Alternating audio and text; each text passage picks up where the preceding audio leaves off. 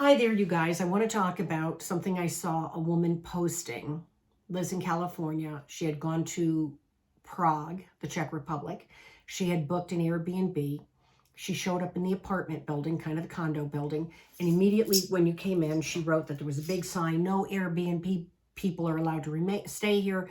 Nobody is allowed to be in this apartment, whatever apartment they were going up to. Well, there was somebody, a resident in the building, who is kind of like a self-reporting Gestapo. And that person came out and said a whole bunch of things to them, and the person didn't know what to do. It would be just like you or me. You booked it. You thought everything was fine. Went up to the apartment, and shortly after being in the apartment, they rang the doorbell. The woman said in her little comments in this over 60s travel group for women. And then she called the landlord, and the landlord said, detach the bell so that you wouldn't hear them ringing the doorbell, but it wouldn't stop you from hearing them banging on the door. Throughout the evening, that tenant kept going over, which is so funny because I know about this. The tenant kept going over to the community electrical box and kept flipping off the electricity for this apartment. So the people didn't know what to do. And it is pretty screwy. I mean, I've had an apartment that when the other tenants in the building either tripped the power or something happened, they would go over to the electrical box and they'd start flipping every single box, and then they'd flip off my electricity, and I lived there. So I'd have to come out and say, don't touch my box. You call your Airbnb or whoever it be, Turbo or whatever, you call them and you have them do it. But don't you be touching my electrical box, because now I got to reset the alarm clocks, reset everything every time you do this, and you shouldn't do that. So I do know that this does happen. And this woman merely posted her problem in this group saying, has anybody else ever had this problem? So women started responding and commenting. The moderator showed up and stopped all comments. It wasn't an out of control post, but it was negative for the motives of the person who ran the group.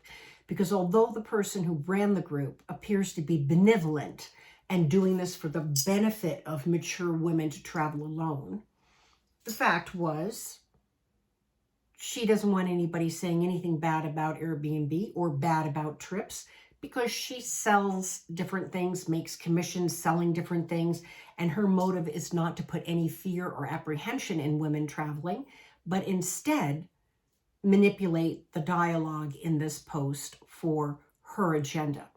So I have found that many of these Facebook groups clearly have that agenda. If you really go in, they'll say this really nice, sweet, benevolent thing for the objective, but then you go in to find out who the administrators are, and they're all travel agents, tour guides.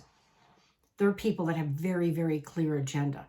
So I think mature women have to be careful, because the administrators are only letting you see positive news. Now, I run 3 groups. One group is a big group, and it's kind of tough to get into it because you've got to be my target market, or my avatar as they call it these days, or I won't let you in. You can't be somebody who's trying to siphon my people or things like that. I won't let you in. Then I've got a more public group that's maybe 50 people versus the 700 in the other group. And that one I'm less strict on, and I let basically, even though it's a senior women travel club, I let all ages come in, and I do let men come in.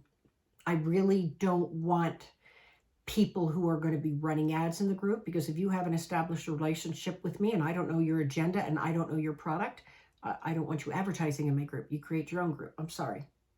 I'm entitled to say that. But in my private group, that's the 700, well, they're all private, actually, 3 of them, because there's a coaching group, then there's the Senior Women Travel Club, and then there's Travel from the Inside Out, Italy and Europe, which has about 700 people in it. In that group, I lay everything out on the line.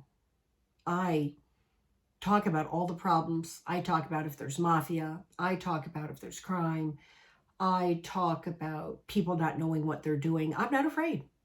And I shouldn't be afraid, but I tell the truth. And I want women to be careful, because in my, it was 1996, the first time I went to Europe. I've seen a lot of things, and I've traveled to Asia too. I've seen a lot of things. that are not always good. And so I don't want, if you're younger, you can maybe bounce back. But if you're older, God forbid you have any trauma, God forbid you have any health issues, even though you might be in good form, anxiety, different things like that. I don't want older women being caught and put in a not good situation.